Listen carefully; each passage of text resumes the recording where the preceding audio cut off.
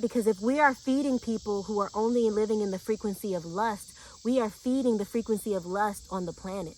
My name is Deja, and I hope you find serenity. I hope you find serenity. I hope you find serenity. As soon as I try to film this video, the dogs want to be all up on me, breathing hard. Can y'all hush, please? The people don't want to hear that. At least speak. At least say hello. This is Angel. And this is Guardian.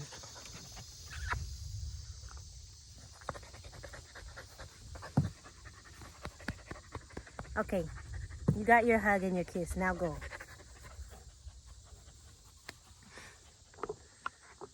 All right. Let's talk about it, y'all. Let's talk about sexuality, spirituality, and sexual discipline. This topic is so needed within the spiritual community, which I kind of hate the term spiritual community because I feel like it's a little bit inaccurate, because everyone's a part of it, because everyone's a part of the spirit community. We all have a spirit. We all have a spiritual side, whether we're acknowledging it or not. But yeah, especially in spaces, I will say, like, amongst healers and space holders, it's especially important because there is, of course, like,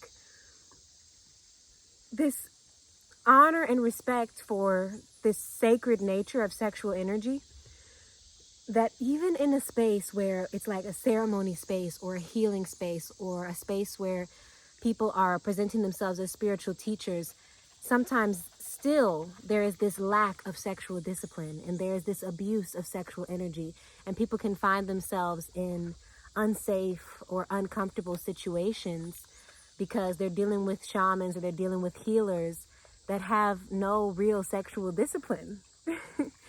So yeah, there's so many like layers to this conversation. So this video may end up being a part 1, but let's kind of break it down. First and foremost, sexual energy is completely natural, normal, organic, and actually it is the realest kind of energy that we can experience, because when we are each created, every single human being, every single being is created through reproduction, and reproduction happens through sex.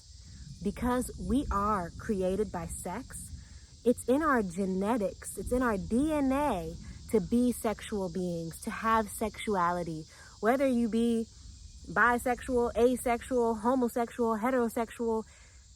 These are just terms at this point, but to be sexual is natural, right? So to have and experience sexual energy is completely natural and normal, and it's nothing to be ashamed of. And in fact, people start to feel sexual energy as young as like 5-6 years old. And I'm sure many of you may have even had your first experience like trying to explore your body or even another child's body, like super, super young.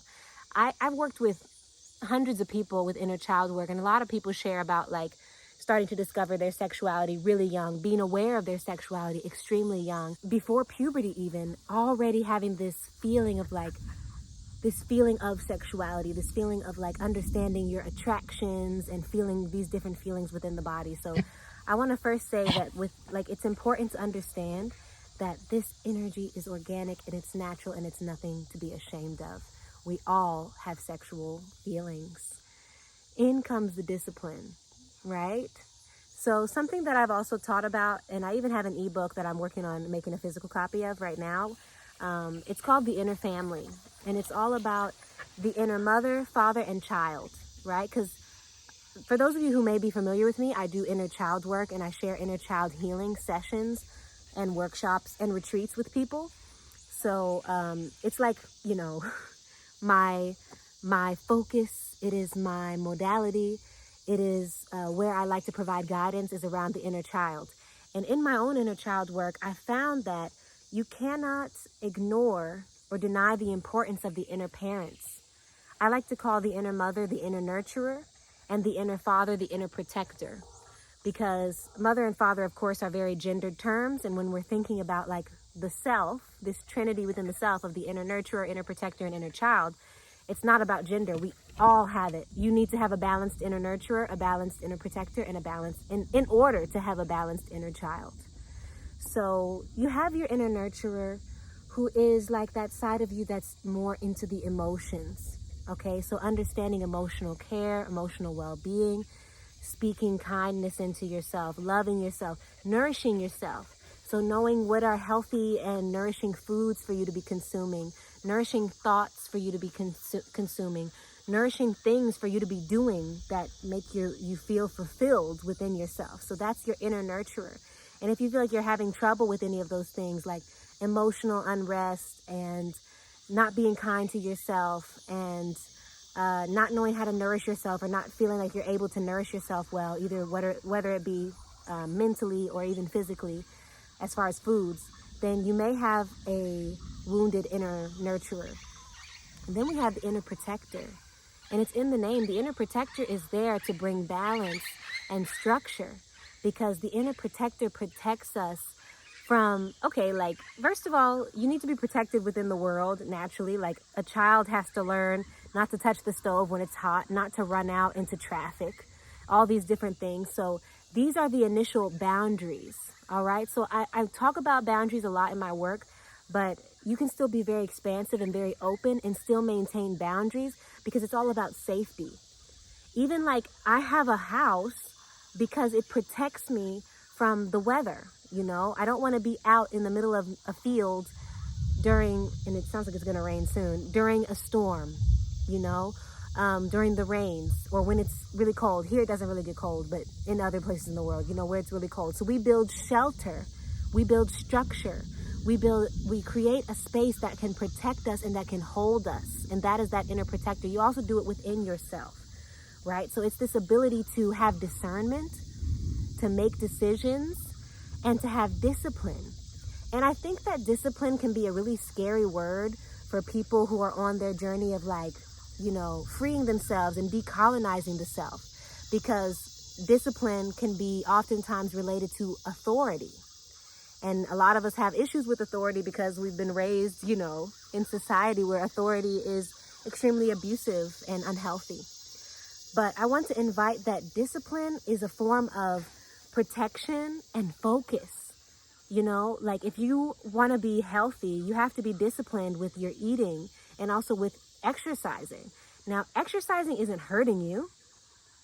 It's not hurting you to get up and go for a run, or to be disciplined enough to have a regular yoga practice, or to be disciplined enough to be having a regular movement in your life, like going on long walks, going on hikes, going swimming regularly, and doing this because your inner protector says this is good for you. This is going to build up your strength and allow you to do other things in your life. So it's also like the inner protector plans and creates structure and creates balance through that energy of, like, we can't only think about the emotions. We also have to think about how we're fitting into the physical world, right? So, and then when we have a balanced inner nurturer and inner protector, our inner child is safe and free to play and have fun and to explore.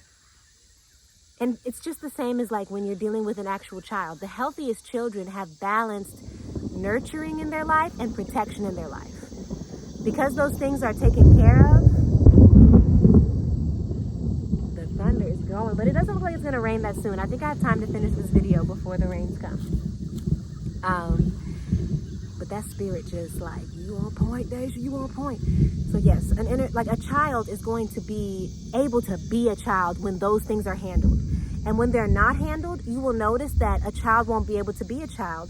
They'll instead try to make up for that energy. They'll try to be the nurturer or be the protector at a very young age because it's not already being handled externally, right?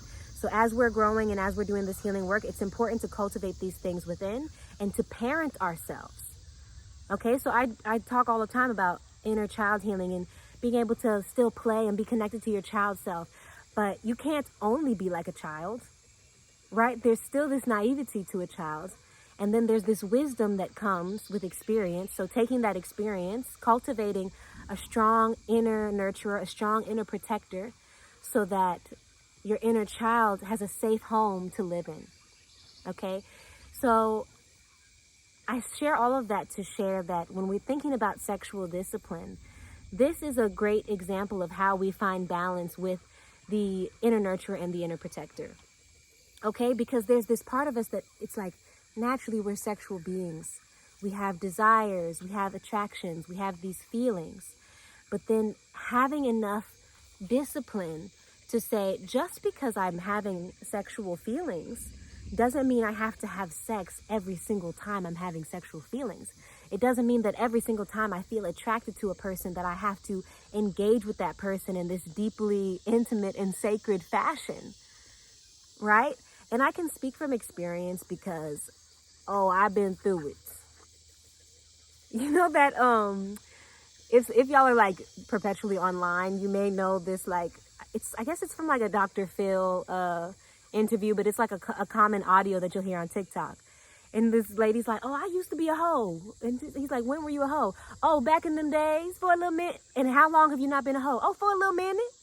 For a little minute, for a long minute. Like, that's me. Like, I used to be a hoe. Like, I used to actively be in practicing promiscuity. Especially even when I started to think like, I'm free. I can do whatever I want. I can have sex with whoever I want. And that is absolutely true.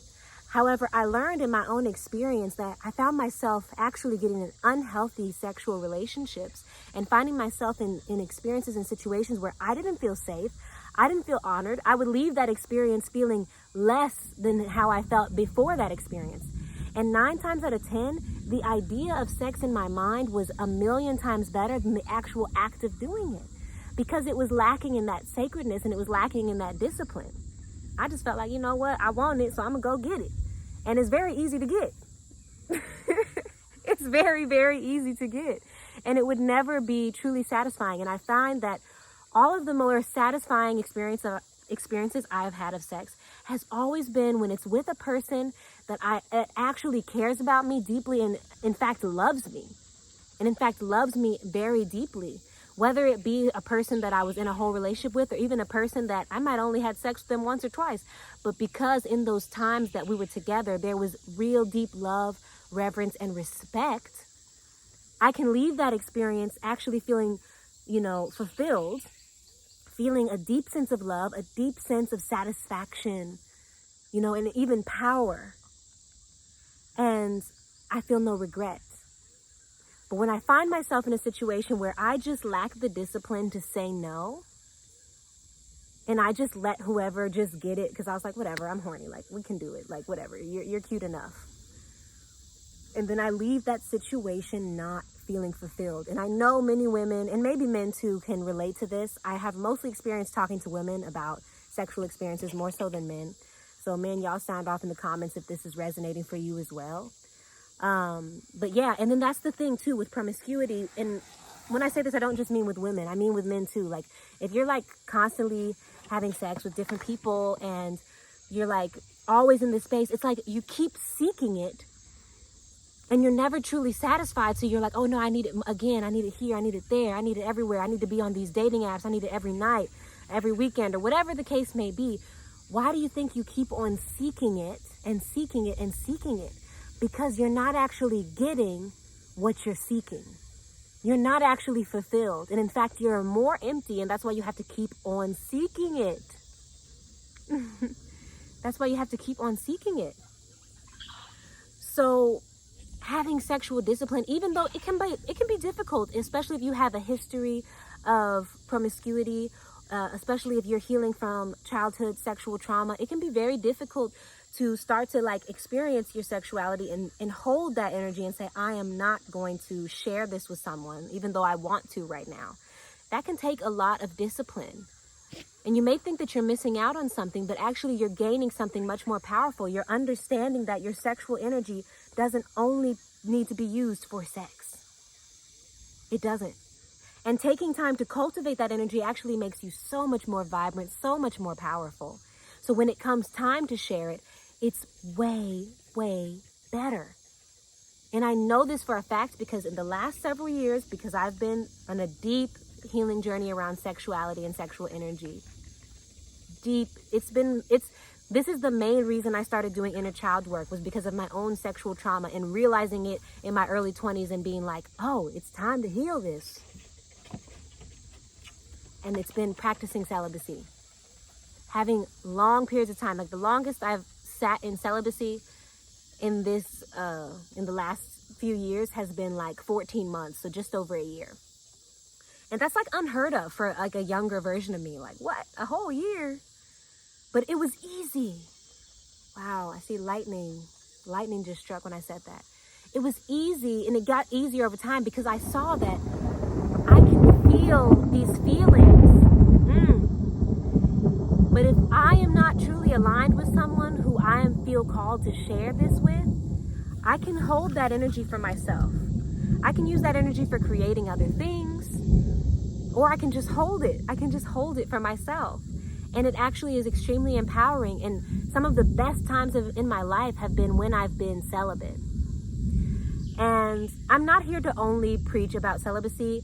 It has been very important to me. And I think anyone who's healing from sexual trauma needs to practice celibacy for a period of time. I think you need to take breaks.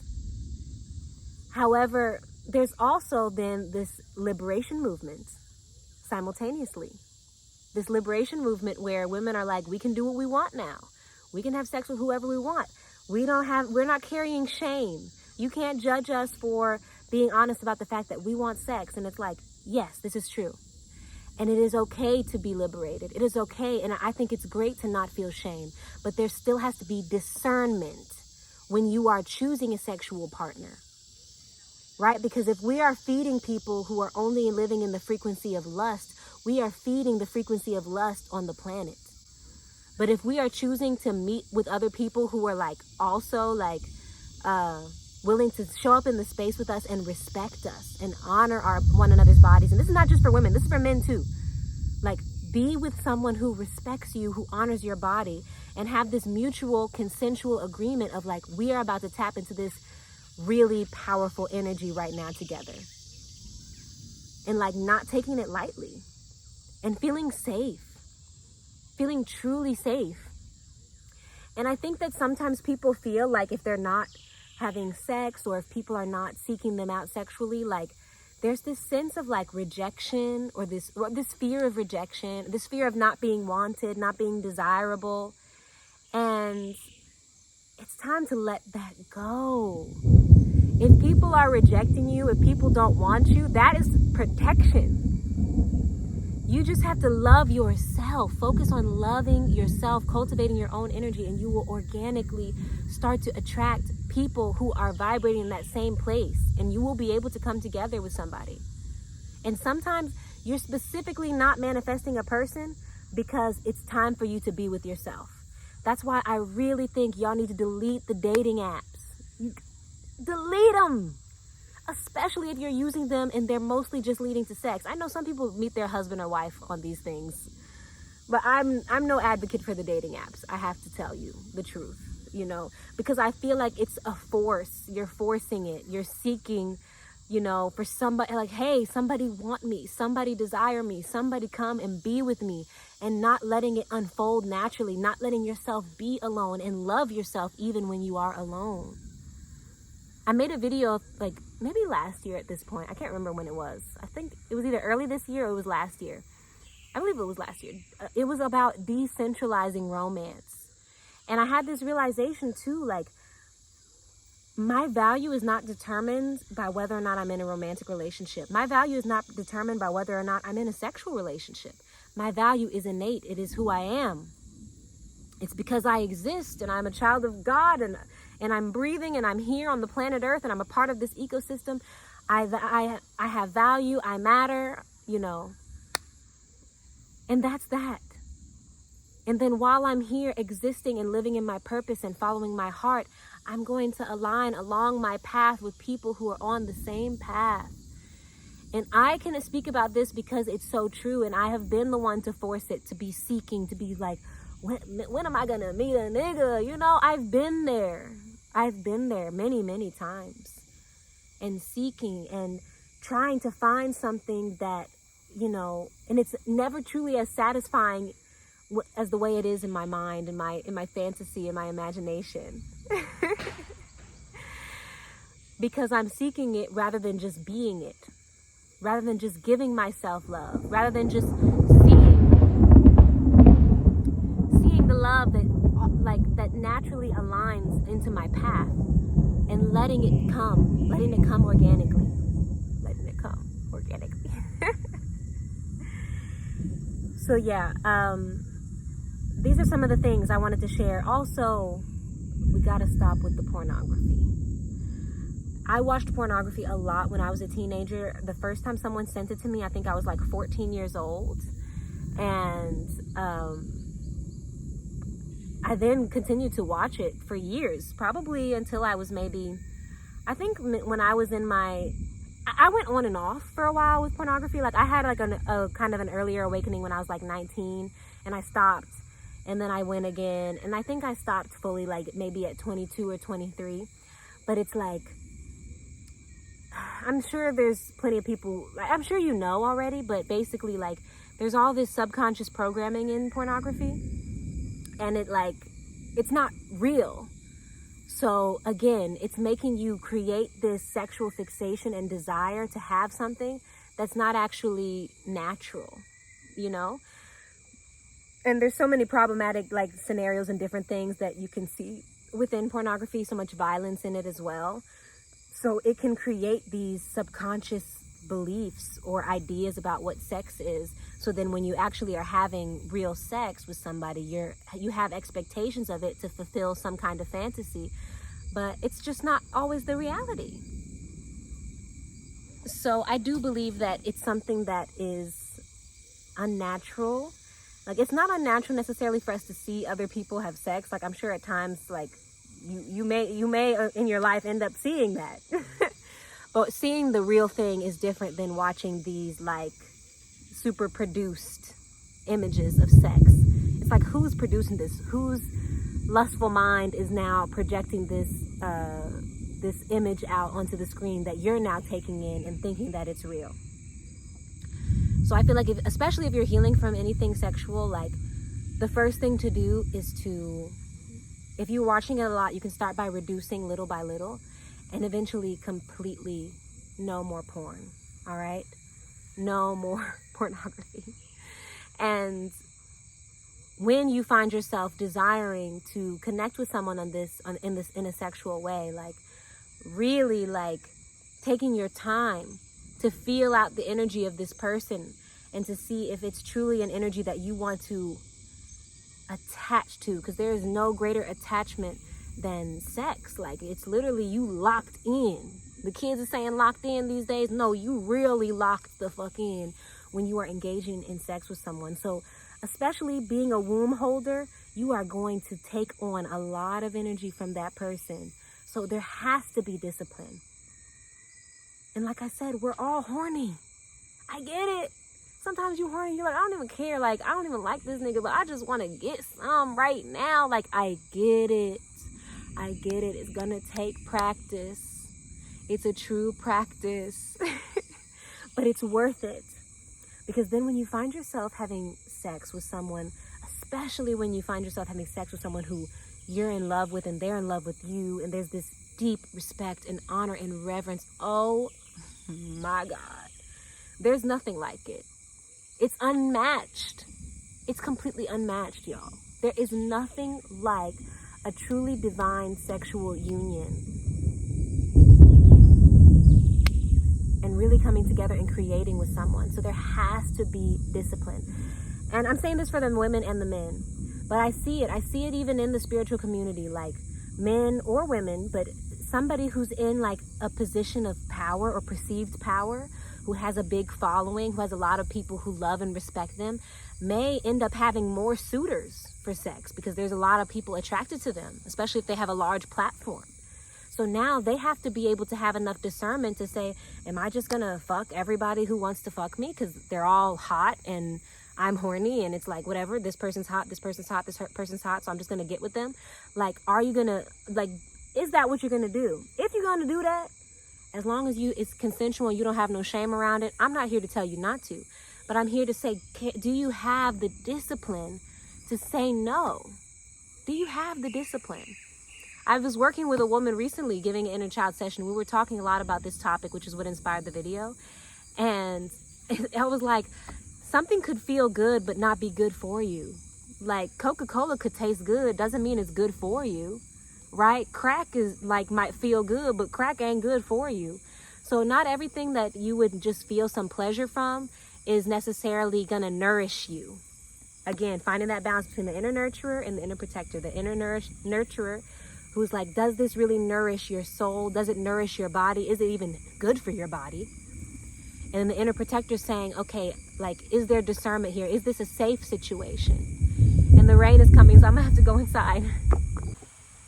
So because I'm losing the light now, I'm just gonna make this brief, and perhaps I'll come back if more comes to me to share about this topic.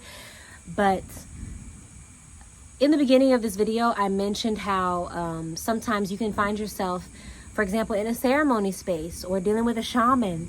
And I've heard so many stories, and I have my own stories as well, of like people taking advantage of your openness when you're using plant medicine, or taking advantage of the fact that you have a lot of trust and respect for them. And simply because you're an attractive person, they're going to seek you out sexually. And it could be like you find yourself in a situation where you don't feel like you can say no, or you feel extremely open, so it's easy for you to say yes. But then you find that you're not the first person that they've used kind of this dynamic to kind of feed on your sexual energy. That's the thing. And this is important for you to know so that you can protect yourself. But also, if you are a facilitator of plant medicine, or you are a space holder, if you're creating space, you need to have sexual discipline.